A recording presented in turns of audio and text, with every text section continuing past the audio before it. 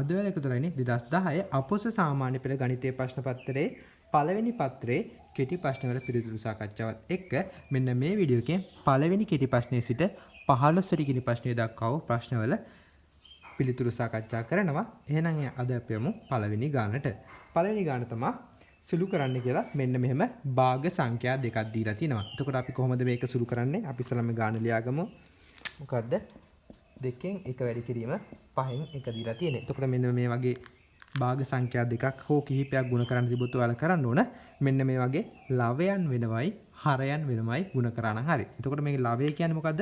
ලවය කියන්නේ මේ බෙදීමේ ඉරෙන් උඩ තියෙන සංඛ්‍යාව. හරය කියන්නේ බෙදීමේ ඉරෙන් පහළ තියෙන සංඛ්‍යාව. ඕනම භාගයක ලවය හරය කියන්නේ බෙදීමේ ඉරෙන් පහළ තියෙන සංඛ්‍යාව. ලවය කියන්නේ බෙදීමේ ඉරෙන් ඉහළ තියෙන සංඛ්‍යාව. මම මොකද්ද කිව්වේ මේ වගේ දෙයක් භාග දෙකක් නෙමෙයි කිහිපයක් තිබොත් කරන්න කියලා. ලවයන් වෙනම සුළු කරන්න කිව්වා. හරයන් වෙන වෙනම සුළු කරන්න කිව්වා. ඒ කියන්නේ ඔයාලා මෙන්න මෙහෙම කරා නම් හරි.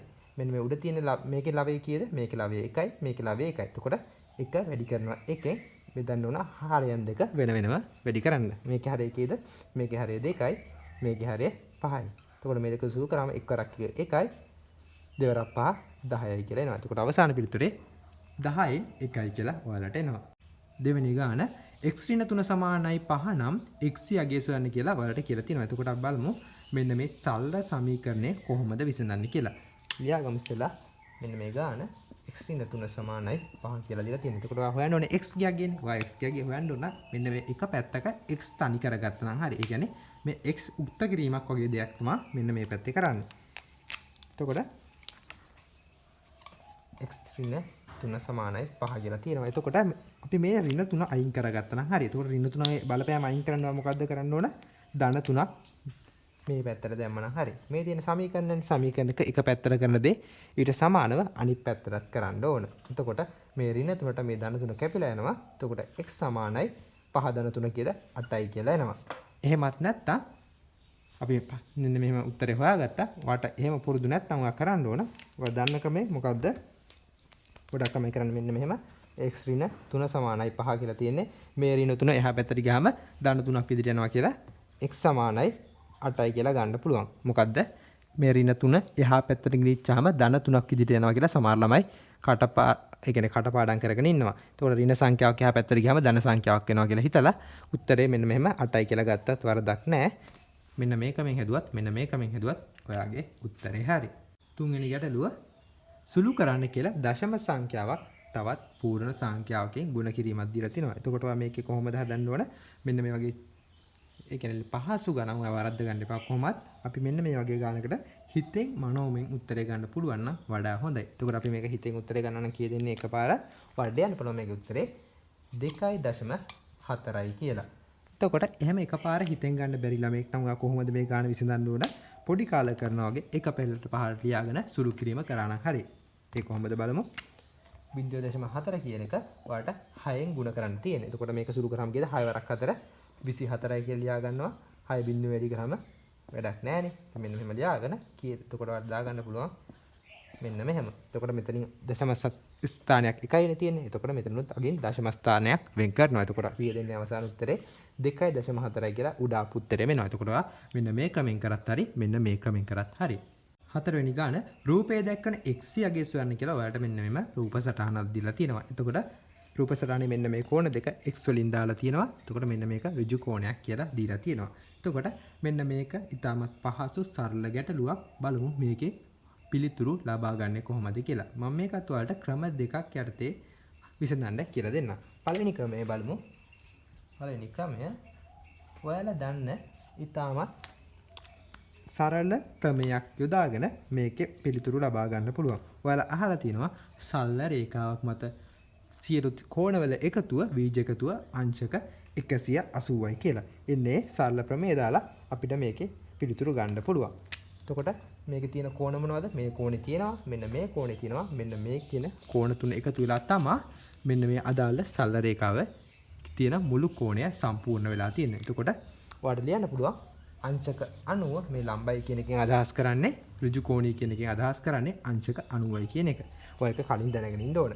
අංශක 90 ධන අංශක x ධන අංශක x සමානයි අංශක 180යි. මොකද හේතුව සරල රේඛාවක් මත කෝණය අංශක 180යි කියලා ලියවනම් මෙන්න මේ වරහණ ඇතුලේ වඩා හොඳයි. එතකොට මේක සුළු කරාම කීය දෙන්නේ? අංශක 90 ධන අංශක 90 ධන 2x සමානයි අංශක 180යි කියලා එනවා. එතකොට මේකෙන් x 2x සමානයි 2x සමානයි අංශක 90යි කියලා එනවා. එතකොට x සමානයි දෙපැත්තම දෙකෙන් බෙදුවම අංශක 45යි කියලා ඔයාලට එනවා. එතකොට බලමු මෙන්න පළවෙනි ක්‍රමය යටතේ අපි මෙන්න මේ x කියන කෝණයට එන අගය හොයාගෙන ඉවරයි. දැන් බලමු දෙවෙනි ක්‍රමේ කොහොමද මේකේ පිළිතුරු ලබා ගන්න කියලා. එතකොට මම කිව්වා ඔයාලා දැනගෙන ඉන්න ඕන මේ සරල රේඛාවක් මත එක කෝණයක් ඍජු කෝණයක් නම් අනිත් එකත් ඉබේම ඍජු කෝණයක් වෙනවා කියලා. එතකොට මෙන්න මේක ඍජු කෝණයක් නම් ඒ කියන්නේ මෙන්න මේ රේඛා දෙක එකිනෙකට ලම්බයි නම් ඒ දෙපැත්තෙම තියෙන ඍජු කෝණ කියලා ඔයා දැනගෙන ඉන්න ඕන. එතකොට මෙන්න මේ කෝණ දෙකේ එකතුව අංශක 90යි කියලා. එහෙම නැත්නම් මෙන්න මේ කෝණ දෙකේ බීජ එකතුව ඍජු කෝණයක්. මේ දෙක එකතු ගාම ඍජු කෝණයක අගය ගන්නවා කියලා ඔයා දැනගෙන ඉන්නවා නම් ඔයාලට පුළුවන් අංශක x ධන අංශක x සමානයි අංශක 90යි කියලා ලියන්න. මොකද මෙන්න මේ කෝණ දෙකේ එකතුව ඍජු කෝණයක් වෙන නිසා. එතකොට 2x සමානයි අංශක 90යි කියලා එනවා. එතකොට මේක සුළු කරාම මොකක්ද දෙන්නේ? දෙපැත්තම දෙකෙන් බෙදමු. එතකොට x සමානයි කිය දෙන්නේ කලින් උත්තරෙම ගානට එනවා. එතකොට මේකෙදි තව අපිට x සමානයි අංශක 45යි කියලා පළවෙනි ක්‍රමයේදීත් x සමානයි අංශක 45යි කියලා ආවා. පස්වෙනි ගාන දොඩම් ගෙඩි 3ක මිල රුපියල් 72 නම් දොඩම් ගෙඩියක මිල කීයද කියලා අහලා තියෙනවා. එතකොට මේ මොකද්ද ඔයාලට පොඩි කාලේ 6 7 පන්ති වලද කියලා දෙන ගානක් වගේ එකක් තමයි මේ තියෙන්නේ. ඉතින් මෙන්න මේ වගේ පහසු ගණන් ඔයාලා කවදාකවත් වරද්ද ගන්න එපා. මෙන්න මේවා තමයි ලකුණු පහසුවෙන්ම ගන්න තියෙන ගණන්. ඒක නිසා මේවට ඔයා වැඩි කාලය වැය කරන්නත් එපා. දැක්ක ගමන් උත්තර හිතා ගන්න පුළුවන් නේ. මේක කියන්නේ ගෙඩි 3ක මිල රුපියල් 72යිලු. එක ගෙඩියක මිල හොයන්න කොහොමද කරන්න ඕන? 72 කියන එක 72 ඔයා 3ෙන් බෙදුවා නම් හරි. එතකොට කීයද එන්නේ? 72 3ෙන් බෙදුවම රුපියල් 24යි කියලා එනවා. එතකොට මේ කිව්වා අවසාන ඒකකයේ රුපියල් කියලා ලියන්න අමතක කරන්න එපා. දැන් අපි හැදුවේ මේක කොහමද? දැන් ඔයා මේක දන්නවා ගෙඩි 3ක් රුපියල් 72 නම් එක ගෙඩියක මිල හොයන්නේ කොහොමද කියලා. ඒක ඔයා මොකද කරේ? 72 3ෙන් බෙදුවා. දැන් එහෙමත් නැත්නම් මේක ඔයා කොහොමද සමීකරණ ආකාරයේ විසඳන්නේ? සමීකරණ ආකාරයේ විසඳන්න ඔයා හිතන්න මේ දොඩම් ගෙඩියක මිල ඔයා x කියලා ගන්න. x හරි ඔයා කැමති විජ්‍ය සංකේතයක් දාගන්න. අපි දොඩම් ගෙඩියක මිල රුපියල් x කියලා ගමුකෝ. දොඩම් ගෙඩියක මිල සමානයි x කියලා ගන්න. අපි කලින් ක්‍රමෙන් උත්තරේ හදලා අවසාන උත්තරේ රුපියල් 24යි කියලා ආවා. දැන් අපි මේ බලන්නේ සමීකරණ ආකාරයෙන් මෙන්න මේ ගාන විසඳන්නේ කොහොමද කියලා. දැන් ගෙඩියක මිල රුපියල් x නම් ගෙඩි 3ක මිල හොයන්නේ කොහොමද? x කියන එක ඔයා 3ෙන් වැඩි කරා නම් හරි. මේ තියෙන්නේ ගෙඩි 3ක මිල. එන්න ඒ ගෙඩි 3ක මිල කීයද? රුපියල් 72යි කියලා දීලා තියෙනවා. මොකද මේ ගෙඩි 3ක මිල ඔයාලට 72ට සමාන කරන්න පුළුවන්. ඇයි එහෙම කරේ? ගෙඩියක මිල රුපියල් x නම් ගෙඩි 3ක මිල හොයන්න කොහොමද? 3ෙන් වැඩි කරනවා. ඒක 72යි කියලා දීලා තිබ්බා. එතකොට මේක සුළු කරාම වටිනවා 3x කියලා. 3x සමානයි 72යි. x හොයනවා කොහොමද? දෙපැත්තම 3ෙන් බෙදුවනම් හරි. එතකොට 72 3ෙන් බෙදන්න තියෙන්නේ. එතකොට කීයද? 72 3ෙන් බෙදුවම රුපියල් පෙර උත්තරෙම එනවා කීයද? x සමානයි රුපියල් 24යි කියලා එනවා. එතකොට අවසාන උත්තරේ මේකේ රුපියල් කියලා ලියන්න අමතක කරන්න එපා. ඔයා මේ උඩ ක්‍රමෙන් හැදුවත් එකපාරින් උත්තරේ ගත්තොත් හරි. මම මේ හැදුවේ දෙවෙනි ක්‍රමෙන්. ඒ කියන්නේ සමීකරණ ස්වරූපෙන් ගානේ පිළිතුරු ලබා ගන්නේ කොහොමද කියලා. 6 වෙනි ගාන සුළු කරන්න කියලා මෙන්න මෙහෙම වලට දර්ශක සම්බන්ධ ප්‍රකාශනයක් දීලා තිනවා. එතකොට මෙන්න මේ වගේ දර්ශක සම්බන්ධ ප්‍රකාශන ඔයා සුළු කරන්න මීට පෙර දැනගෙන ඉන්න ඕන. කමක් නැවට දැනගත්තත් මීට කලින් දැනගෙන නොහිටියත් මෙන්න මේ ගාන පහසුවෙන් විසඳන්න මම ඔයාලට කියලා දෙන්න. ඊට කලින් මම ඔයාලට මෙන්න මේ ගාන හා සම්බන්ධ වෙන වැදගත් කරුණක් ලියන්නම්. දැන් ඔයාලා දැනගෙන ඉන්න ඕන අපි ඉස්සරහම සලකමු මොකක් හරි VGS සංකේතයක්. මම x කියන අකුර සලකන්න. දැන් x වල p වෙනි බලය සලකමු. එතකොට මෙන්න මේවා වරහත් පිටත q කියලා එකක් තියෙනවා. එතකොට මෙන්න මේක ඔයාලට සුළු කරලා ලියන්න පුළුවන් කොහොමද? මෙන්න මේ ඇතුළේ තියෙන දර්ශකයේ එළියේ තියෙන දර්ශකයෙන් ಗುಣ කරලා ලියන්න පුළුවන්. කොහොමද? p වැඩි කිරීම q කියලා. මෙන්න මේ වැදගත් නීතිය මේ දර්ශක හා සම්බන්ධ වෙච්ච වැදගත් නීතිය ඔයා දැනගෙන ඉන්නවා නම් මේ ගාන කියන්නේ වාර අමාරු ගණක් නෙමෙයි. ඉතා පහසු ගණක් වට වෙනවා. එතකොට මෙන්න මේකේ දැන් මම ලිව්වනේ මේ බෝඩ් එකේ එකක්. ඒකට දැන් ඒ ලිව්ව එකයි උඩ තියෙන ප්‍රකාශයයි සංසන්දනය කරලා ඔයාලට උත්තරේ ලබා ගන්න පුළුවන්. දැන් බලමු අපි කොහොමද උත්තරේ ගන්න කියලා. දැන් ඔයාලට කියනවා ඒ වල ඍණ දෙකේ 3නේ දීලා තියෙන්නේ. මෙන්න මේක තමයි සුළු කරන්න කියලා තියෙන්නේ. එතකොට මම උඩ කරේ කොහොමද? එන්න ඒ විදිහටම ඔයාලත් මෙන්න මෙහෙම කරා නම් හරි. ඍණ දෙක කියන එක ඔයා මෙන්න මේ ධන 3 ගුණ කරා නම් හරි. එතකොට ඍණ දෙක ධන 3 වැඩි කරාම කීයද? ඍණ 6යි. එතකොට වටිනවා ඒ වල ඍණ 6 වෙනි බලය කියලා. දැන් මෙතනින් ගාන අවසන් නැහැ. ඔයා පුරුද්දක් වශයෙන් තියාගන්න ඕන මොකද්ද? මෙන්න මේ වගේ ඍණ දර්ශකයක් આવොත් ඒ අදාළ දර්ශකය ධන දර්ශකයක් බවට පත් කරන්න පුරුද්දක් වශයෙන් අනිවාර්යෙන් දැනගෙන ඉන්න ඕන. මොකද එන්න ඒ වලට වඩා ලකුණු හම්බ වෙනවා. සාමාන්‍යයෙන් අපි මෙන්න මේ වගේ ඍණ දර්ශක මෙහෙම තියන්නේ මෙන්න මේ දීලා තියෙන ඍණ දර්ශකය අපිට ආපු ඍණ දර්ශකය ධන දර්ශකයක් බවට පරිවර්තනය කරලා තමයි අවසාන උත්තරේ මාක් කරන්නේ. එතකොට ඒ වල ඍණ 6 වෙනි බලය ආවේ. එතකොට මේකේ කොහොමද අපි ධන දර්ශක කරන්නේ? ඉතා පහසු වැඩක්. මෙන්න මේ අදාළ ප්‍රකාශනය එක යටින් දැම්මන හරි. මෙන්න මෙහෙම කරන්න හරි. කොහොමද? එක යට ඒ වල 6 වෙනි බලය කියලා ලියවන හරි. ඍණ දර්ශක කරන්න අදාළ ප්‍රකාශනයේ පරස්පරය ගත්තන හරි. එතකොට වට එනවා අවසාන උත්තරේ එක යට ඒ වල 6 වෙනි බලය කියලා. 7 වෙනි ගාන 3 4 5 4 6 x 6 8 යන දත්ත සමූහයේ මාතේ 4 වේ x යගේ සොයන්න කියලා තියෙනවා. එතකොට මෙන්න මේකේ වැදගත් වචනයක් තියෙනවා. ඒ මොකද්ද? මෙන්න මේ මාතේ කියන වචනේ. එතකොට ඔයාලා මාතේ කියන වචනේ තේරුම දන්නවා නම් මේකේ x හොයනවා කියන්නේ මහ ලොකු අමාරු දෙයක් නෙමෙයි. දැන් අපි බලමුකෝ. දැන් මාතේ කියන්නේ මොකද්ද? මාතේ කියන්නේ කිසියම් දත්ත සමූහයක. එහෙම නැත්නම් දත්ත වැලක, දත්ත පේලියක. ඒ කියන්නේ දත්ත කියන්නේ ඔයාලට දීලා තියෙන මෙන්න මේ වගේ සංඛ්‍යා. ඒ වගේ සංඛ්‍යා සමූහයක මාතේ කියන්නේ වැඩිම වාර ගානක් ඉදිච්ච සංඛ්‍යාවට. එතකොට වඩාත් පැහැදිලිවම මම මේ ශ්‍රේණිය ආයෙ ලියන්නකෝ. 3 4 5 4 6 x 6 8 කියන දත්ත ටික තමයි ඔයාලට දීලා තියෙන්නේ. දැන් එතකොට මේකේ මාතේ කියන්නේ 4 ළු. ඒ කියන්නේ වැඩිම වාර ගානක් ඉදිච්ච සංඛ්‍යාව 4 ළු. එතකොට x ගේ අගය මොකක්ද කියන්නේ ඔයාගෙන් අහන්නේ. එතකොට දැන් මේකේ ඔයාලට පේන්නම තියෙනවා මොකද්ද? 4 කියන සංඛ්‍යාව මේ එක පාරකට වඩා යෙදিলা තියෙනවා. මේ මෙතනත් 4 කියන සංඛ්‍යාව තියෙනවා. මෙතනත් තියෙනවා 4 කියන සංඛ්‍යාව. එතකොට ඒ වගේම මෙන්න මේ 6 කියන සංඛ්‍යාව තැන් දෙකකදී ඇවිල්ලා තියෙනවා. අනිත් හැම සංඛ්‍යාවම 3 5 8 කියන සංඛ්‍යා එකපාරෙන් ඉදලා තින්නේ. හැබැයි මේ 4 කියන සංඛ්‍යාවයි 6 කියන සංඛ්‍යාවයි දෙපාර ඇවිල්ලා තියෙනවා. එතකොට දැන් මේකේ මාතේ කියන්නේ මොකද? මාතේ කියන්නේ මේ වැඩිම වාර ගණක් ඉදලා තිනවා කියන එක. ඒකනේ අදහස් කරන්නේ. එතකොට මාතේ 4 නම් මේ 4 තමයි මෙන්න මේ 6 සංඛ්‍යාවට වඩා වැඩිපුරම ඇවිල්ලා තියෙන්න ඕන. 6 සංඛ්‍යාවත් තැන් දෙකකදී ඇවිල්ලා තියෙනවා. 4 සංඛ්‍යාවත් තැන් දෙකකදී ඇවිල්ලා තියෙනවා. එතකොට මාතේ 4 වෙන්න නම් 4 සංඛ්‍යාව අඩුම තරමේ 3 පාරක්වත් යෙදিলা තියෙන්න ඕන. ඇයි? මොකද 6 සංඛ්‍යාව තැන් දෙකකදී ඇවිල්ලා. 4 සංඛ්‍යාවද තවත් තැන් දෙකක තියෙනවා. මාතේ කියන්නේ වැඩිම වාර ගානක් යෙදෙන්න ඕන. එතකොට වැඩිම වාර ගානක් මේ දෙක සමාන වේදලා තියෙනවා. එතකොට මාතේ වෙන්න නම් දෙපාරකට වඩා 4 කියන සංඛ්‍යාව තව එන්න ඕන. එතකොට x කියන එක 4 වුණා නම් 4 කියන සංඛ්‍යාව තැන් 3ක ඇවිල්ලා. 6 කියන සංඛ්‍යාව තැන් දෙකක. එතකොට මාතය නිකම්ම 4 වෙනවා. එතකොට x සමානයි කීයද? x සමානයි 4 කියලා ලියන්න පුළුවන්. ආයෙත් කියනවා දැන් මේක කියනවා මෙන්න මේ දත්ත සමූහයේ මාතය 4 කියලා. එතකොට ඊට පස්සේ මේ දීලා තියෙන දත්ත සමූහය දිහා හොඳට අධ්‍යයනය කරන්න. එතකොට ඔයාලට පේනවා 4 කියන සංඛ්‍යාව දෙපාරක් යෙදලා තියෙනවා. ඒ වගේම 6 කියන සංඛ්‍යාව දෙපාරක් යෙදලා තියෙනවා.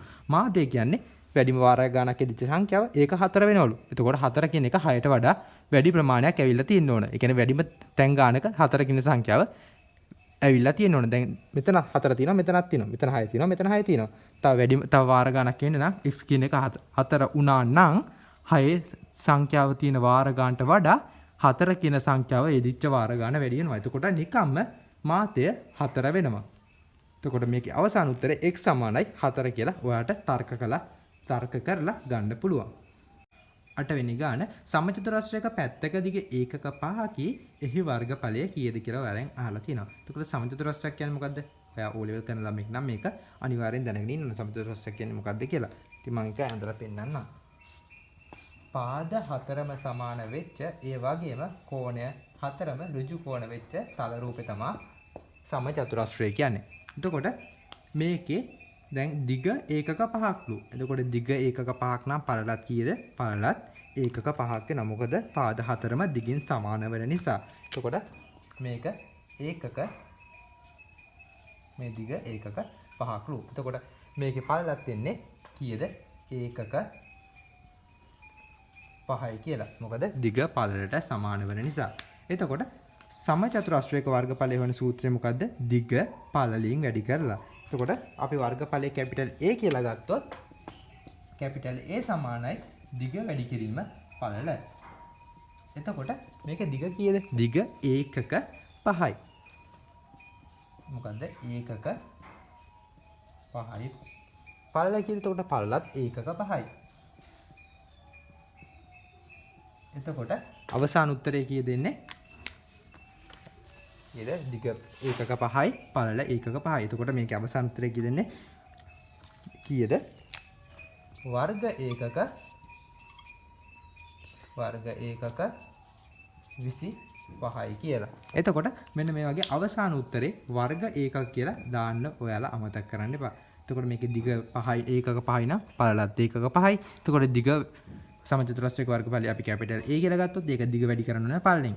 අදාළ වර්ගඵලය ගන්න. එතකොට දිග ඒකක 5යි පළල ඒකක 5යි. මේ දෙක ගුණ කරාම වර්ග ඒකක 25යි කියලා එනවා. එතකොට අවසානයේ උත්තරේ මෙන්න මේ වගේ වර්ග ඒකක දාලා තිබ්බේ නැත්තම් උත්තරයට ගත්තට හම්බෙන මෙන්න මේ අවසාන උත්තරයට හම්බෙන ලකුණු ප්‍රමාණය අහිමි වෙනවා. ඒක නිසා මේ වගේ සුළු කිරීම තියෙන පහසු ගණන් වල ඔය අවසාන ඒකකය ගැන වඩාත් සැලකිලිමත් වෙන්න ඕන. 9 වෙනි ගාන දී ඇති වෙන් රූපේ 7 වෙනි ශ්‍රේණියේ ගැහැණු ළමයි දැක්කන ප්‍රදේශ අඳුරු කරන්න කියලා ඔයාලට මෙන්න මෙම වෙන් රූප සටහනක් දීලා තිනවා. එතකොට මෙන්න මේ වෘත්තාකාර ප්‍රදේශයෙන් දක්වන්නේ 7 ශ්‍රේණියේ ළමයි කියන එක. මෙන්න මේ වෘත්තාකාර ප්‍රදේශයෙන් දක්වන්නේ පාසලේ පිරිමි ළමයි කියන එක. මෙන්න මේ ඍජු කෝණාශ්‍රාකාර එහෙම නැත්නම් මේ මුළු රූපයම ආවරණය වන වර්ගඵලයෙන් පෙන්නන්නේ පාසලේ මුළු ළමයින් කියන එක. එතකොට ඔයාලෙන් අහන්නේ 7 වෙනි ශ්‍රේණියේ ගැහැණු ළමයි දැක්කන ප්‍රදේශය අඳුරු කරන්න කියලා. එතකොට දැන් මේක මොකද්ද? මේක බැලු බැලමට වඩ පේන්න ඕන මේක අදාළ මෙන්න මේ අදාළ පාසල මිශ්‍ර පාසලක් කියලා. ඒ මොකද මෙන්න මේ රවුමේ ඉන්නේ පාසලේ පිරිමි ළමයි සෙට් එක. එතකොට ඉතුරු ටිකේ කවුද ඉන්න ඕන? පිරිමි ළමයි ඉන්නවා නම් එක සෙට් එක අනිත් ළමයි කවුරු වෙන්න ඕනද? ගෑල් ළමයි වෙන්න ඕන. එතකොට මෙන්න මේ රවුමට අදාළ වෙන්නේ 7 ශ්‍රේණියේ ගෑල් ළමයි. ඒ කියන්නේ 7 ශ්‍රේණියේ මුළු ළමයි සෙට් එක තමයි මෙන්න මේ විශාල රවුමට අයිති වෙන්නේ. එතකොට මේ රවුමට අයිති වෙන්නේ පාසලේ පිරිමි ළමයි. එතකොට මෙන්න මේකට අයිති වෙන්නේ කවුද? මේකෙන් කියනවා පාසලේ පිරිමි ළමයි. මේකෙන් කියනවා 7 ශ්‍රේණියේ ළමයි. එතකොට මේක මෙන්න මෙතන ඉන්න ඕන 7 ශ්‍රේණියේ පිරිමි ළමයි. එතකොට 7 ශ්‍රේණියේ ගැහැණු ළමයි කොතනින්ද දැක්කන්නේ? මෙන්න මේ කොටසින් තමයි 7 ශ්‍රේණියේ ගැහැණු ළමයි සෙට් එක ඒ කියන්නේ ආවරණය කරන්නේ. එතකොට ගැහැණු ළමයි දැක්කන ප්‍රදේශය අඳුරු කරන්න කිව්වම ඔයා මෙන්න මේ ප්‍රදේශය අඳුරු කරාන වැඩේ හරි. ආයෙත් කියනවා මේ රූප සටහන ආයෙ මම විස්තර කරන්නම්. මොකද්ද? මෙන්න මේ විශාල වෘත්තයෙන් කියන්නේ 7 ශ්‍රේණියේ ළමයි. අනිත් විශාල වෘත්තයෙන් කියන්නේ පාසලේ පිරිමි ළමයි. එතකොට මෙන්න මේ රවුම ඇතුලේ ඉන්නේ අදාළ පිරිමි ළමයි සෙට් එක. එතකොට මේකේ ඉන්න ඕනේ කවුද? මේක මෙන්න මේ ඉතුරු රූප සටහනේ දැන් මේ මුළු රූප සටහනේ මේ රවුම පිරිමි ළමයි විතරක් ඉන්නවනම් ඉතුරු හැම ප්‍රදේශෙම ඉන්න ඕන ගෑනු ළමයි. එතකොට මෙන්න මේ රූපෙන් කියනවා මෙන්න මේ රවුමෙන් පෙන්නනවා 7 ශ්‍රේණියේ ඔක්කොම ළමයි පෙන්නන්නේ මෙන්න මේ වෘත්තාකාර ප්‍රදේශයෙන්. එතකොට මෙන්න මේ ප්‍රදේශයේ ඉන්න ඕන 7 ශ්‍රේණියේ පිරිමි ළමයි. එතකොට 7 ශ්‍රේණියේ පිරිමි ළමයි මෙතන ඉන්නවනම් ඉතුරු ප්‍රදේශයේ ඉන්න ඕන 7 ශ්‍රේණියේ ගැහැණු ළමයි කියන සෙට් එක. එතකොට ඔයා මෙන්න මේ ප්‍රදේශය අඳුරු කරලා දැක්වුවා නම් වැඩේ හරි. 10 වෙනි ගාන 2 1 යන ලක්ෂය ඛණ්ඩාංක තලය මත ලකුණු කරන්න කියලා ඔයාලට මෙන්න මෙහෙම කාටීසියානු ඛණ්ඩාංක තලයක් දීලා තිනවා. ඒකේ සිරස් අක්ෂය y ලෙසත් තිරස් අක්ෂය x ලෙසත් නම් කරලා තිනවා. එතකොට මීට පෙර ඔයා මෙන්න මේ වගේ ඛණ්ඩාංක තලයක මෙන්න මේ වගේ ලක්ෂ්‍ය ලකුණු කරලා තියෙන්න ඕන. නැත්නම් මෙන්න මේ වගේ ලක්ෂ්‍ය සමහර ළමයින්ට ගොඩක් පැටලෙනවා. මේක ඇත්තටම වඩාත් පහසු ගාණක්. ඒක නිසා මෙන්න මේ වගේ ගණන් මිස් කරගන්න එපා. එතකොට දීලා තියෙන ලක්ෂ්‍ය බලමුකෝ. දැන් මේ වගේ ලක්ෂයක් දීලා තිබ්බොත් ලක්ෂයක ඒ කියන්නේ ඛණ්ඩාංක දීලා තිබ්බොත් ඛණ්ඩාංක දෙකක් දෙනවා. එතකොට ඛණ්ඩාංක දෙකක් දුන්නොත් ඔයාට නිවැරදි ලක්ෂය අඳුනා ගන්න පුළුවන්. කවදාවත් මේ එක ඛණ්ඩාංකයක් දුන්නොත් මේ මොකක් හරි එකක ඛණ්ඩාංකයක් දුන්නොත් ඔයාට කවදාකවත් අදාළ ලක්ෂය නිවැරදිව තෝරගන්න බෑ. මේ වගේ කාටීසියානු තලයක ඛණ්ඩාංක තලයක මෙන්න මේ වගේ ඛණ්ඩාංක දෙකක් දුන්නොත් ඔයාට මේ කොහෙ තිබ්බත් අදාළ ඛණ්ඩාංකයේ පිටියම නිවැරදිව හඳුනා ගන්න පුළුවන්. එතකොට මෙන්න මේකේ ඛණ්ඩාංක දෙකක් දීලා තිනවා. එතකොට පළවෙනි ඛණ්ඩාංකය මොකද්ද? අදාළ x අක්ෂයට අදාළ ඛණ්ඩාංකය තමයි මේ ඉස්සෙල්ලාම දෙන්නේ. ඊට පස්සේ තමයි අදාළ y අක්ෂයට අදාළ ඛණ්ඩාංකය දෙන්නේ. එතකොට 2 1 කියන ලක්ෂය තමයි අපි තෝරගන්න ඕන. ඒ කියන්නේ හොයාගන්න ඕන. S ඛණ්ඩාංකය කීයද? මම කිව්වා ඉස්සෙල්ලාම දෙන්නේ S ඛණ්ඩාංකය කියලා. මේකදී කීයේ තියෙන්නේ 2. හරි. ඊට පස්සේ y ඛණ්ඩාංකය කීයද දෙන්නේ? y ඛණ්ඩාංකය දෙන්නේ දෙවෙනියට කිව්වා. y ඛණ්ඩාංකයට කීයද දීලා තියෙන්නේ 1. එතකොට 2 1 යන ලක්ෂය කොතනද තියෙන්නේ? මෙන්න මෙතන කියලා ඔයාලට නිවැරදිව සලකුණු කරගන්න පුළුවන්. එතකොට මෙන්න මේ වගේ කතිර සලකුණකින් ඔයා අදාළ ලක්ෂ්‍ය ලකුණු කරනවා නම් වඩාත් හොඳයි. මොකද ඒක ඔයාලට නිර්වද්‍යව ඒ කියන්නේ බලන කෙනාට පහසුවෙන් බලා ගන්න පුළුවන් මේ ළමයා මෙන්න මේ ලක්ෂ්‍ය හරියටම නිවැරදිව ලකුණු කරලා තියෙනවා කියලා එක.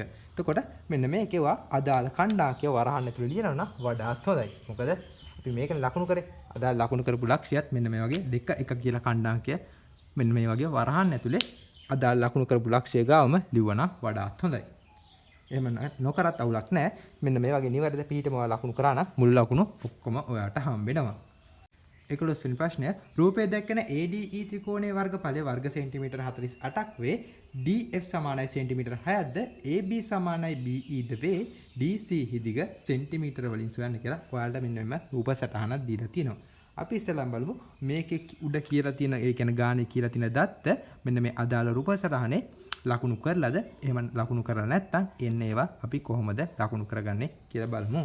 එතකොට මේක ඉස්සෙල්ලාම කියනවා මෙන්න මේ ADE ත්‍රිකෝණයේ වර්ගඵලය වර්ග සෙන්ටිමීටර 48ක් කියලා. මොකද්ද ADE ත්‍රිකෝණය කියන්නේ? මෙන්න මේක ADE කියන ත්‍රිකෝණයේ වර්ගඵලය 48ක් කියනවා.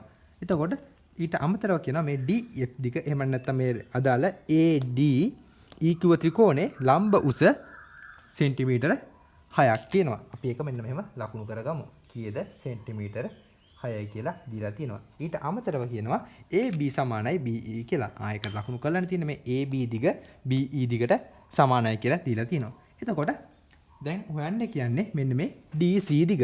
මෙන්න මේ කොහෙවත් යන රූපේ කොහෙවත් තියෙන දත්ත ටිකක් දීලා හොයන්න කියනවා මෙන්න මේ DC දිග කීයද කියලා. එතකොට මේ රූපේ දැක්ක ගාම ඔයාලට පේන්න ඕන දෙයක් තමයි ABCD කියන්නේ මොකක්ද කියලා. ABCD කියන්නේ මොකද්ද? සමාන්තර ආශ්‍රයක් කියලා පේන්න ඕන. ඒ කොහොමද? ඔයා දැනගෙන තියෙන්න ඕන සම්මුඛ පාද යුගල් සමාන්තර චතුරාශ්‍රයක් සමාන්තර ආශ්‍රයක් වෙනවා කියලා. එතකොට මෙන්න මේ AD කියන පාදය BC කියන පාදයට සමාන්තරයි. ඒ වගේම AB කියන පාදය DC කියන පාදයට සමාන්තරයි කියලා දීලා තිනවා. එතකොට මෙන්න මේක ABCD කියන්නේ සමාන්තර ආශ්‍රයක් වේ කියලා ඔයා හොයා ගන්න ඕන. ඒ කියන්නේ ඔයා අඳුර ගන්න ඕන මේ දත්ත සටහන දැක්ක ගාම. එතකොට සමාන්තර ආශ්‍රයක තියෙන වැදගත් ලක්ෂණ මොනවද? සම්මුඛ පාද යුගල් සමානයි ඒ වගේම සමාන්තරයි. එතකොට මේක දීලා තියෙනවනේ මේ සම්මුඛ පාද සමාන්තරයි කියලා. ඒ වගේම තමයි මේ සම්මුඛ පාද අගයන්ගෙන් සමානයි. එතකොට මෙන්න මේ AB පාදයේ දිග DC කියන පාදයේ දිගට සමානයි. අන්න ඔයාලට පේනවනේ දැන් අපි වැදගත් දෙයක් හොයාගත්තා. ඒ මොකද්ද? දැන් ඔයාලට කලින් කියලා තියෙනවනේ මේ AB දිග BE දිගට සමානයි කියලා. එතකොට දැන් ඔයා හොයාගත්තා මෙන්න මේ AB දිග DC දිගට සමානයි කියලා. එතකොට අපි මේ AB දිග දැන් ඔයා හොයාගත්තනේ AB දිග මෙන්න මේ දිගට සමානයි කියලා. එතකොට අපි මේ AB දිග x කියලා ගත්තොත් අපි ඒක හොයන්න ඕනේ. DC දිග හෙව්වා වගේ තමයි අපි මේ AB දිග හෙව්වා කියන්නේ. මොකද මෙන්න මේ දිගවල තුන එකිනෙකට සමානයි. එතකොට ඔයා මෙන්න මේ දිග x කියලා දාගත්තොත් මොකද්ද? මෙන්න මේ AB කියන දුර x කියලා දාගත්තොත් ඔයාලට මේ දුරත් x කියලා ලකුණු කරන්න පුළුවන්. මොකද මෙන්න මේ දිගවල ටික සමානයි. ඒ වගේම තමයි දැන් අපි හොයාගත්තා ABCD කියන්නේ සමාන්තර ආශ්‍රයක් කියලා. ඒක නිසා ඔයාලට මෙන්න මේ සම්මුඛ පාද යුගල් සමාන නිසා මෙන්න මේ පාදයට x කියලා ලකුණු කරන්න පුළුවන්. මොකද මෙන්න මේ AB පාදයේ දිග DC පාදයට සමාන වෙන නිසා. දැන් අපි ගානේ අමාරුම කෑල්ල විසඳගත්තා. දැන් අපිට තියෙන්නේ පොඩි සුළු කිරීමක් කරලා මේ x ට එන පදේ එහෙම නැත්නම් මේ DC කියන පාදයේ අගය හොයාගන්න එක. දැන් ඔයාලට කියලා තියෙනවා මෙන්න මේ ADE ත්‍රිකෝණයේ වර්ගඵලය වර්ග සෙන්ටිමීටර 48යි කියලා. එතකොට අපි එන්නේ දීලා තියෙන දත්තෙන් මෙන්න මේ x කියන පාදය ඒ කියන්නේ x කියන DE දිග DC දිග හොයාගන්න බලමු. එතකොට ඔයා කොහොමද ත්‍රිකෝණික වර්ගඵලය හොයන්නේ? ත්‍රිකෝණික වර්ගඵලය හොයන්නේ ආධාරක පාදයේ දිග භාග්‍යවතාවක් ආධාරක පාදයේ දිග වැඩි කරනවා ලම්බ උසෙන්. එතකොට මේකේ ලම්බ ADE කියන ත්‍රිකෝණයේ ආධාරක පාදය මොකද්ද? ආධාරක පාදය අපි AE කියලා තෝරගමු. ඊට පස්සේ ඒකේ ලම්බ උස මොකද්ද? මේ DF කියන එක. ඒක වාට දීලා තියෙනවා DF දිග සෙන්ටිමීටර 6යි කියලා. අන්න අපි මේ දත්ත ටික පාවිච්චි කරලා මේකේ වර්ගඵලය හොයන්න යමු. එතකොට ADE ත්‍රිකෝණය ඇසුරින් කියලා ලියමු. මොකද මේක බලන කෙනාට මේක වඩාත් පැහැදිලි වෙන්න අපි මේ මොකද්ද කරලා තියෙන්නේ කියන එක. එතකොට මේ ADE ත්‍රිකෝණේ වර්ගඵලය කොහොමද වන්නේ? ADE ත්‍රිකෝණේ වර්ගඵලය වන්නේ භාග්‍ය වතාවක් ආධාරක පාදයේ දිග කීය දෙන්නේ? ආධාරක පාද තමයි AE කියන්නේ. AE ට අපි දාගත්ත සංකේතය ඇසුරින් AE දිග ලියන්න පුළුවන්. මේ දිග x, මේ දිග s කියලා තිබ්බා. එතකොට මේ මුළු දිග කීය දෙන්නේ? 2x. x එකතු කරාම 2x නේ. එතකොට අපි මෙතන දාන්න ඕනේ AE දිග. එතකොට AE දිග එනවා 2x කියලා. එතකොට භාග්‍ය වතාවක් ආධාරක පාදේ වැඩි කරනවා ලම්බ උසෙන්. ලම්බ උස කීයද? ලම්බ උස අපි සෙන්ටිමීටර 6යි කියලා මේ දත්ත වලින් හොයාගත්තා. එතකොට ඒක සමානයි මෙන්න මේ ADE ත්‍රිකෝණේ වර්ගඵලය කීයද තියෙන්නේ? ඔයාලට කලින් කියලා තියෙනවා වර්ග සෙන්ටිමීටර 48යි කියලා. එතකොට මෙන්න මේ සරල සමීකරණය විසඳගත්තා නම් මේ x දිග හොයන්න පුළුවන්. එතකොට මේක විසඳුවම කොහොමද එන්නේ? මෙන්න මේ දෙකට මේ දෙක කැපිලා යනවා. එතකොට වාට එනවා මොකද්ද? 6x සමානයි 48යි. දෙපැත්ත අපි 6ෙන් බෙදුමු. දෙපැත්තම 6ෙන් බෙදුවම කීයද? x සමානයි 8යි සෙන්ටිමීටර කියලා එනවා. එතකොට අවසාන එකකේ සෙන්ටිමීටර වලින් දාන්න අමතක කරන්න එපා. අපි මොකද්ද මේ x කියලා හොයාගත්තේ? අපි මේ x කියලා හොයාගත්තේ මෙන්න මේ DC දිග. එතකොට වට ඕන නම් අපි x කියලා ලියුවා මේ උත්තරේ ලියුවත් ප්‍රමාණවත්. එහෙම නැත්නම් DC සමානයි සෙන්ටිමීටර 8යි කියලා දාගත්තා නම් වැඩේ හරි. දැන් ආයෙත් කියනවා තේරුම් නැත්නම් ආයෙත් බලාගන්න මොකද්ද උනේ? අපි මේ ඉස්ලාම දත්ත සටහනේ මේ උඩ තිබ්බ ගානේ දීලා තිබ්බ වැදගත් දත්ත මෙන්න මේක ලකුණු කරලාද නැද්ද කියලා බලාගත්තා. ලකුණු කරලා නැතිව අපි එහෙම මෙන්න මේව ලකුණු කරගත්තා.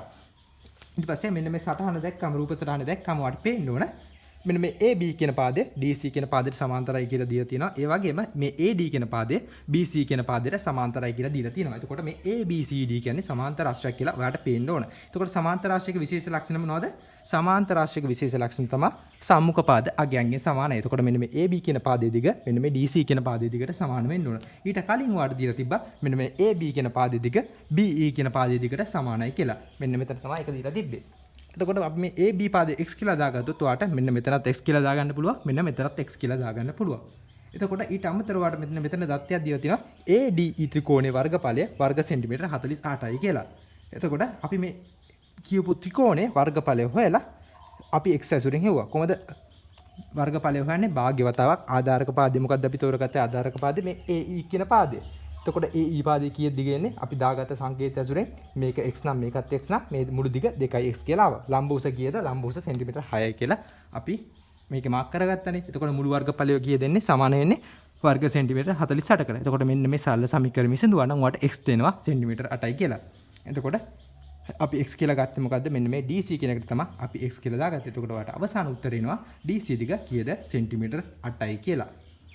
12 වෙනි ගාන විසඳන්න කියලා දර්ශක සම්බන්ධ ගැටලුවක් ඔයාලට දීලා තියෙනවා. එතකොට ඔයා දර්ශක නීති රීති දන්න ළමයෙක් නම් මේක ඔයාලට පහසුවෙන්ම විසඳන්න පුළුවන්. එතකොට මෙන්න මේ ගානත් මම ඔයාලට ක්‍රම දෙකක් යටතේ විසඳන්න කියලා දෙන්නම්. බලමු අපි පළවෙනි ක්‍රමය යටතේ මෙන්න මේ ගාන කොහොමද විසඳන්නේ කියලා.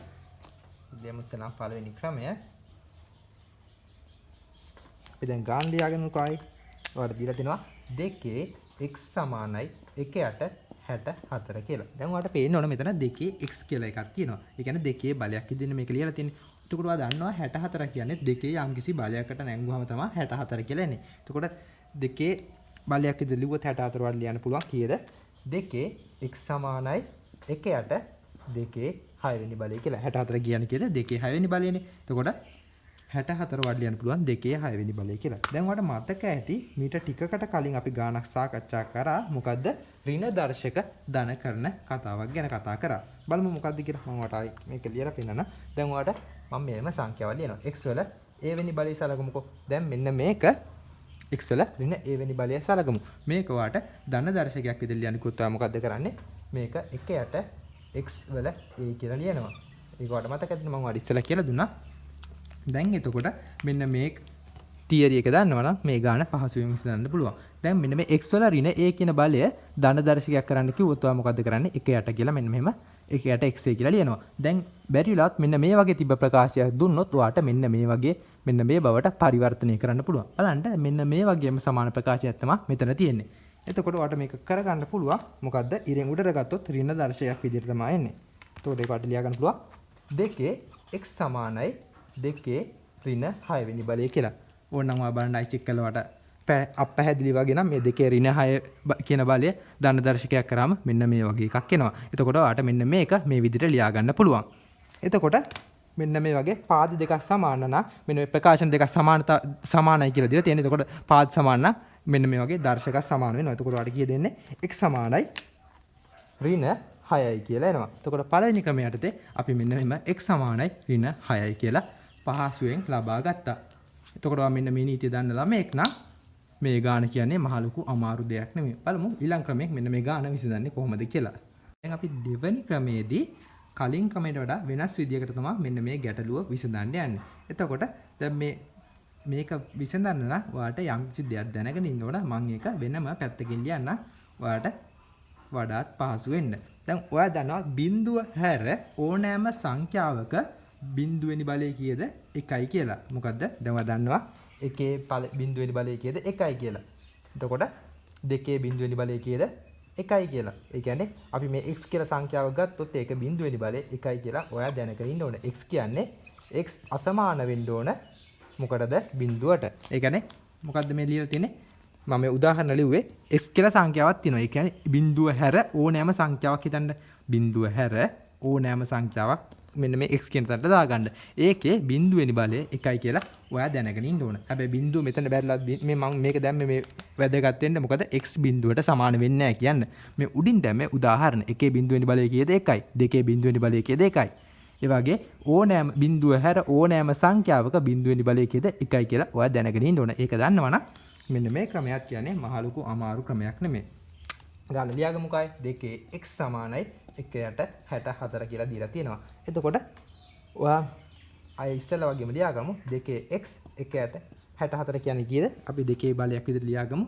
එතකොට 64 වට එනවා දෙකේ 6 වෙනි බලය කියලා. එතකොට මේ දෙකේ 6 වෙනි බලය අපි මෙන්න මේ පැත්තට ගියමු. එතකොට වට එනවා දෙකේ x සමාන මෙන්න මෙතනින් x වෙනවනේ දෙකේ x දෙකේ 6 වෙනි බලය සමානයි 1යි කියලා. මොකද මෙන්න මේක අපි මේ පැත්තට ගෙනිච්චා. එතකොට ඔයාට මෙන්න මේ වගේ ප්‍රකාශයක් එනවා. එතකොට ඔයා දන්නවා පාද සමාන දර්ශක වැඩි කිරීමේදී දර්ශක එකතු වෙනවා කියලා.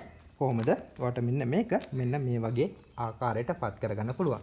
දෙකේ x ධන 6 කියන එක. මේක දර්ශකවල මූලික නීතියන්නේ. මේක ඔයා දැනගෙන ඉන්න ඕන. මොකද්ද? මෙන්න මේ වගේ පාද සමාන දර්ශක ගුණ කරද්දී අදාළ දර්ශක එකතු වෙනවා කියලා ඔයා දැනගෙන ඉන්න ඕන.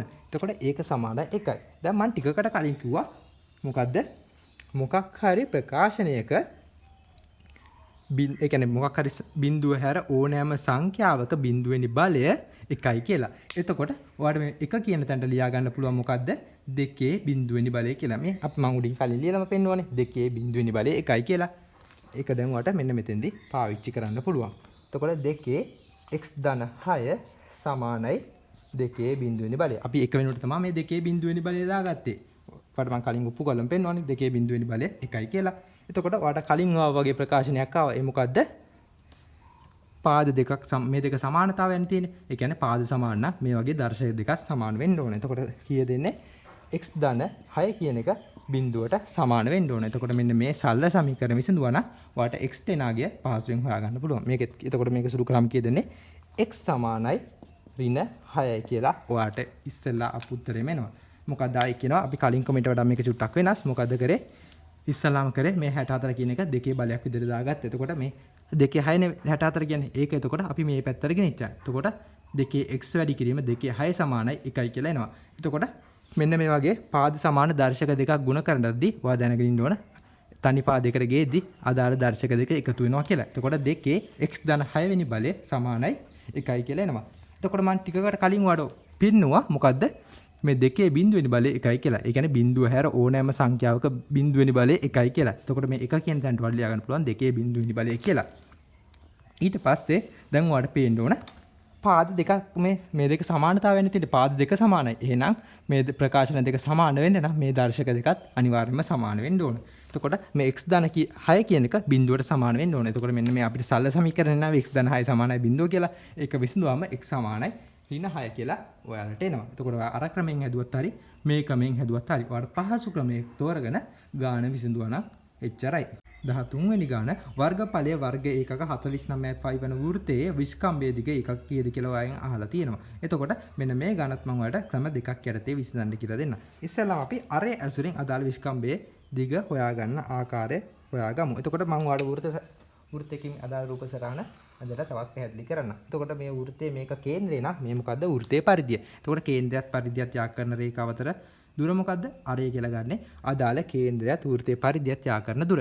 එතකොට විස්කම්භය කියන්නේ මොකද්ද? විස්කම්භය කියන්නේ අදාළ කේන්ද්‍රය හරහා පරිධිය දෙපස යා කරන රේඛාව. එතකොට මේ දුර r නම් මේ දුරත් r කියලා වෙනවා. මොකද එකම වෘත්තයට තියෙන එකම අරයක්නේ. එතකොට කේන්ද්‍රේ ඉඳන් මෙන්න මේ පරිධියට තියෙන දුර තමයි r කියන්නේ. විස්කම්භය කියන්නේ මේ කේන්ද්‍රය හරහා යන පරිධිය දෙපස යා කරන රේඛාව. එතකොට කේන්ද්‍රය r නම් පරිධි විස්කම්භය මොකක්ද දෙන්නේ? 2r කියලා. එතකොට අපි අරය සිම්පල් r යයි සලකමු කියලා ලියමු. මොකද වඩාත් පැහැදිලි වෙන්න මම මෙහෙම ලියන්නේ. එතකොට අරය සිම්පල් r නම් විස්කම්භය මොකක්ද දෙන්නේ?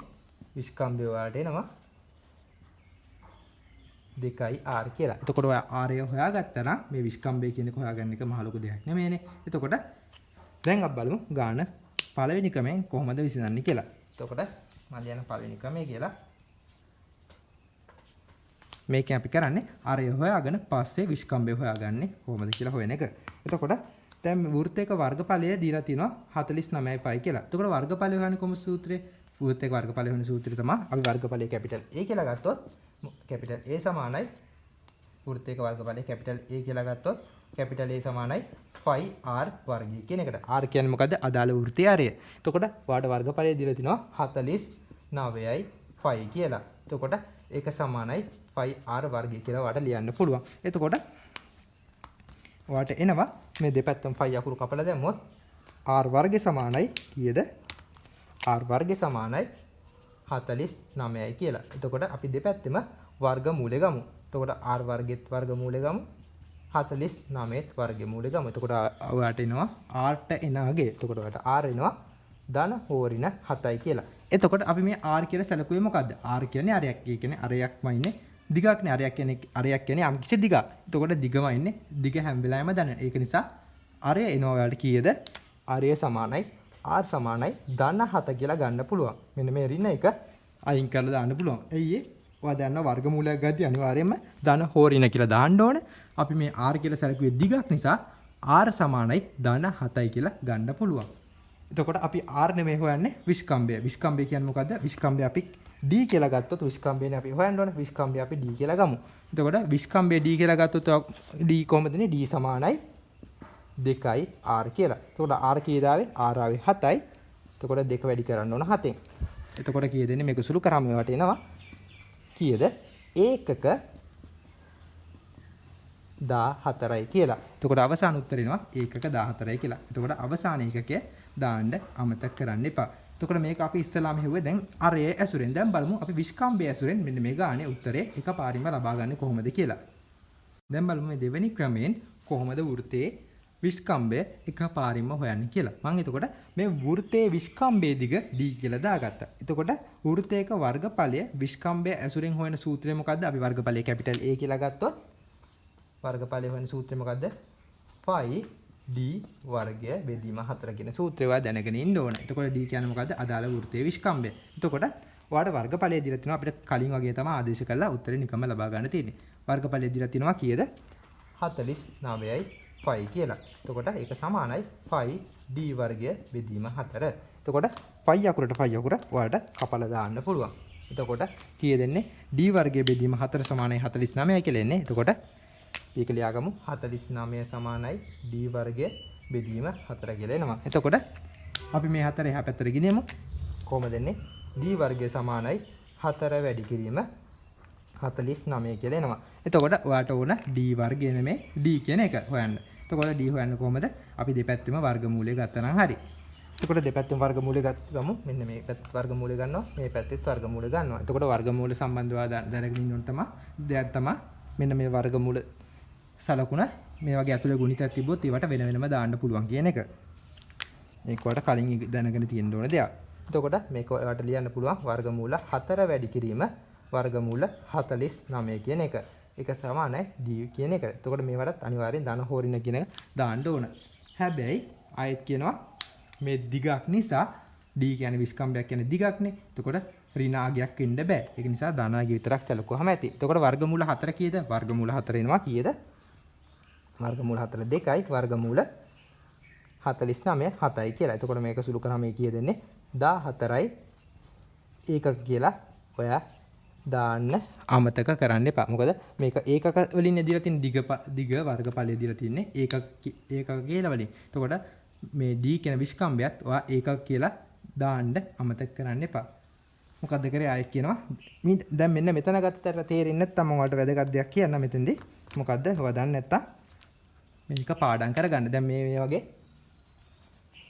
m වැඩි කිරීම n කියලා එකක් තියෙනවා කියලා හිතන්නකෝ. මේකේ වර්ගමූලය ගන්න තියෙනවා. එතකොට ඔයාලට මේක ලියන්න පුළුවන් වර්ගමූල m වතාවක් වර්ගමූල n කියලා. මෙන්න මේක ඔයා දන්නේ නැත්නම් කොහේ හරි ලියාගෙන පාඩම් කරගත්තට පාඩු වෙන්නේ නැහැ. මොකද්ද? වර්ගමූලයක් ඇතුළේ මේ වගේ සංඛ්‍යා දෙකක් ගුණ කරන්න තිබ්බොත් ඒ සංඛ්‍යා දෙකේ වර්ගමූල වල ගුණිතය ආයෙත් කියනවා සංඛ්‍යා දෙකක ගුණිතයක වර්ගමූලය ගන්න තිබ්බොත් ඒක ඔයාලට ලියන්න පුළුවන් අදාළ සංඛ්‍යාවල වර්ගමූල වැඩි කරන්න ඕන අනිත් සංඛ්‍යාවේ වර්ගමූලය. එන්න ඒක භාවිතා කරලා තමයි අපි මෙතන වර්ගමූලය පහසුවෙන් ලබා ගත්තේ. එතකොට මේ ක්‍රමෙත් ඔයාලට එනවා අවසාන උත්තරේ විස්කම්භයට d සමානයි ඒකක 14යි කියලා. 14 වෙනි ගාන රූපයේ දැක්කෙන තොරතුරු අනුව x හා y හි අගයන් සොයන්න කියලා මෙන්න මෙම වලට රූප සටහනක් දීලා තියෙනවා. එතකොට මෙන්න මේ කෝණේ දත්ත දෙක දීලා තියෙනවා. මේ AD පාදයේ DB කියන පාදයට සමානයි. ඒ වගේම DC කියන පාදය BC කියන පාදයට සමානයි කියලායි. තව දීලා තියෙනවා AB කියන පාදය DC කියන පාදයට සමාන්තරයි කියලා. තව DAB කෝණයේ අංශක 65යි. තව ABD කෝණයේ අංශක x ලෙසත් DC සමාන BCD කෝණයේ අංශක y ලෙසත් නම් කරලා තියෙනවා. එතකොට දැන් ඔයගෙන් අහන්නේ මේ x කෝණයට යන අගයයි y කෝණයට යන අගයයි කීයද කියලා. එතකොට x කෝණයට යන අගය ඔයාලට පහසුවෙන්ම එකපාරින්ම ලියන්න පුළුවන් කීයද? x සමානයි අංශක 65යි කියලා. ඒක කොහොමද? ඔයාලට දැන් පේනවනේ මේ ABD කියන ත්‍රිකෝණය දැක්කම AD කියන පාදය BD කියන පාදයට සමානයි කියලා රූපේ දක්වලා තියෙනවා. එතකොට මේ මොන ත්‍රිකෝණයක්ද? පාද දෙකක් සමාන ත්‍රිකෝණය මොකද්ද? සමද්විපාද ත්‍රිකෝණයක්. එතකොට සමද්විපාද ත්‍රිකෝණ වල වැදගත් විශේෂ ලක්ෂණ මොනවද? අදාළ පාද ඒ කියන්නේ දිගින් සමාන පාදවලට ඉදිරියෙන් තියෙන පාද සමාන අදාළ දිගින් සමාන පාදවලට ඉදිරියෙන් තියෙන කෝණය එහෙම නැත්නම් සම්මුඛ කෝණ අගයන්ගෙන් සමානයි කියන එක ඔයා දැනගෙන ඉන්න ඕනේ. එතකොට මෙන්න මේ කෝණය x නම් මෙන්න මේ කෝණය ඒ කියන්නේ මෙන්න මේ x කියන කෝණයයි මෙන්න අංශක 65 කියන කෝණයයි අගයන්ගෙන් සමානයි. ඒ කොහොමද කිව්වේ? මෙන්න මේ db මොකද්ද මම ආයෙත් කියනවා සමද්විපාද ත්‍රිකෝණ වල වැදගත් ලක්ෂණ මොනවද?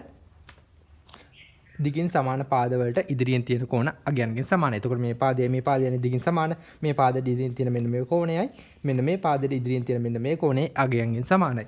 එතකොට වඩ යන්න පුළුවන් අංශක x සමානයි අංශක 65යි කියලා. මොකක්ද හේතුව? සමද්විපාද ත්‍රිකෝණ නිසා. එන්නේ වගේ හේතුවක් මෙන්න මේ වගේ වරහන් ඇතුලේ ඔයා දාන්න ඕන. එතකොට දැන් අපි x ගේ අගය හොයලා ඉවරයි. දැන් ඔයාලට පේන්න ඕන මම ඔයාලට ඉස්සරහට කිව්වා මේ AB කියන පාදය DC කියන පාදයට සමාන්තරයි කියලා දීලා තිබ්බ රූපේ.